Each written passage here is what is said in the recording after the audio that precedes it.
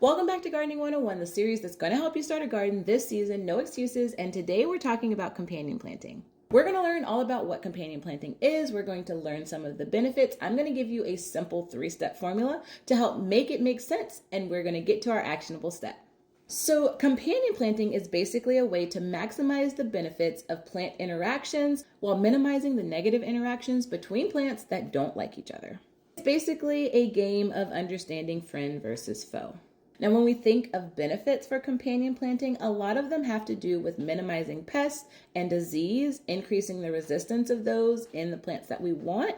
And sometimes it means sacrificing plants that we aren't really interested in for the betterment of our garden as a whole. It also helps with pollination and attracting beneficial insects. It helps to adjust the environment of your garden, as well as improving soil fertility. Now let's talk about this formula. Now, what I have come to find out is the easiest way to think about companion planting is to think of it as a 3-part formula. We have a main crop, we have a flower, and we have an herb. This is generally the easiest way to maximize the benefits of companion planting in our garden space. Your main crop is going to be the crop that you actually want to harvest. So let's say in a particular area, your main crop is a tomato. In order to companion plant with that tomato, you would look for a flower and an herb that are beneficial to that tomato.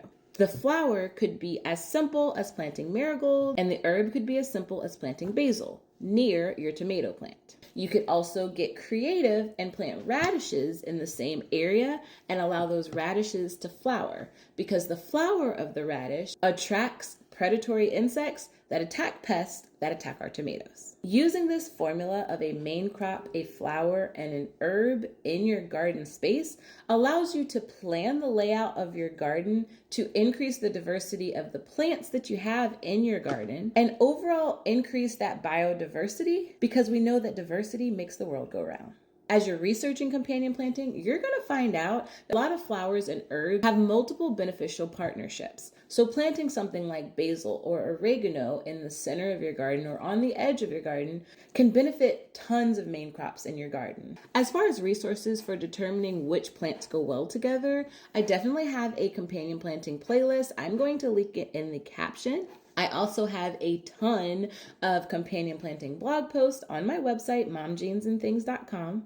I also love using planting apps like Planter or the Old Farmer's Almanac, which have these planting apps that allow you to lay out your garden in a way that both maximizes the space as well as incorporates all of those benefits of companion planting. So our actionable step for today is to take a look at your list of plants that you're planning on growing in your garden and research the companions, the flower and herbs that go well with those crops. And we are all about sharing knowledge. So once you find a group of companions, share those in the comments so that all of us can continue to learn and grow together so that we can build a community that is going to far outreach anything we could ever imagine. And I'll see you in the next video where we are going to continue to work on layout.